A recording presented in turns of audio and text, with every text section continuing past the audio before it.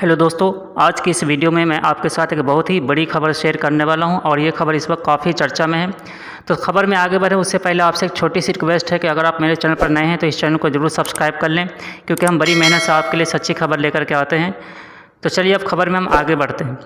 दोस्तों, ये हम सब जानते हैं कि हमारे देश में जब भी मुसलमानों पर कोई जुल्म होता है, मुसलमानों के खिलाफ जब कोई कानून लाया जाता है, तो उसके लिए सबसे पहले जो आवाज़ उठाने वाले नेता हैं वो हैं असदुद्दीन ओवैसी, जो अक्सर मुसलमानों के हक़ के लिए लड़ते हैं, मुसलमानों के हक़ के लिए आवाज़ उठाते हैं। लेकिन जब भी देश में कहीं इलेक्शन आता है और असदुद्दीन ओवैसी जब इलेक्शन लड़ते हैं, तो दूसरे पार्टी के नेता हैं, जिस पार्टी को मुसलमान वोट करता है, उनके तरफ से ये इल्ज़ाम लगाया जाता है कि असदुद्दीन ओवैसी इलेक्शन लड़ते हैं बीजेपी को फ़ायदा पहुँचाने के लिए, बीजेपी के असली दलाल तो ओवैसी ही हैं। लेकिन वही पार्टी जिसको मुसलमान अपना पेशवा, अपना हमदर्द समझता है, अपना मुखिया समझता है, जिसको मुसलमान वोट करता है, उस पार्टी की तरफ से जब भी मुसलमानों के ऊपर कोई जुल्म या कोई कानून लाया जाता है तो मुंह भी नहीं खुलता है। और असदुद्दीन ओवैसी अक्सर बोलते भी रहते हैं कि मुसलमान जिस पार्टी को वोट करते हैं वो पार्टी मुसलमानों के लिए कोई भी काम नहीं करता, वो मुसलमानों के हक़ के लिए आवाज़ नहीं उठाता।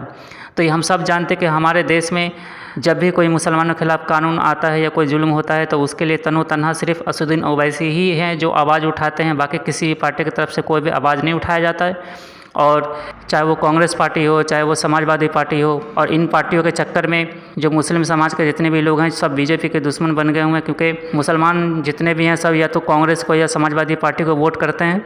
लेकिन जब मुसलमानों को इंसाफ दिलाने की बात आती है तो उस समय ये लोग चुप हो जाते हैं, अपना मुंह बंद कर लेते हैं, खाली वोट से मतलब रखते हैं।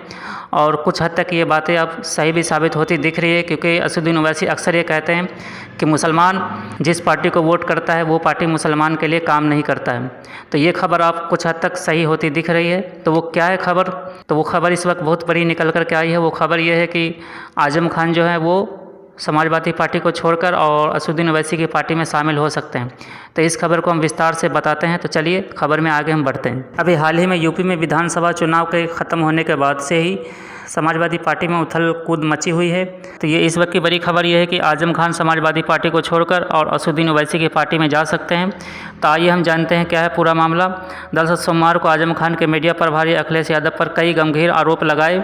उन्होंने कहा कि आजम खान के लिए अखिलेश यादव आवाज़ नहीं उठा रहे हैं। उन्होंने कहा कि 2.5 साल से आजम खान जेल में थे, लेकिन अखिलेश यादव ने उनके लिए कुछ नहीं किया। खबर यह भी है कि एक जगह जब योगी जी से पूछा गया कि आप आजम खान को क्यों नहीं बाहर कर देते हैं, तो योगी जी की तरफ से ये कहा गया था कि अखिलेश खुद नहीं चाहते कि आजम खान बाहर आएँ, तो हम क्या करें। और ये हम सब देखते भी हैं कि हमारे देश में ऐसा बहुत कुछ मुसलमानों के खिलाफ कानून लाया गया, जैसे ट्रिपल तलाक है, CAA, NRC है, या हिजाब को लेकर अभी विवाद चल रहा है, या मॉब लिंचिंग है, या मस्जिद के अजान को लेकर विवाद चल रहा है। लेकिन ये पार्टी चुप्पी साधे हुई है, मुंह बंद रखे हुई है। तनो तन्हा असदुद्दीन ओवैसी ही हैं जो मुसलमानों के हिमायत में, मुसलमानों के हमदर्दी में बोलते हैं और मुसलमानों के हक़ के लिए लड़ते हैं।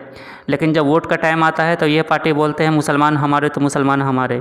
और असदुद्दीन ओवैसी अक्सर ये कहते हैं कि मुसलमान जिस पार्टी को वोट करता है वो पार्टी मुसलमान के लिए काम नहीं करता, वो पार्टी मुसलमान की तरक्की नहीं चाहती। तो ये खबर कुछ हद तक सही दिख रहा है, क्योंकि आजम खान ने ये बहुत बड़ा खुलासा किया है।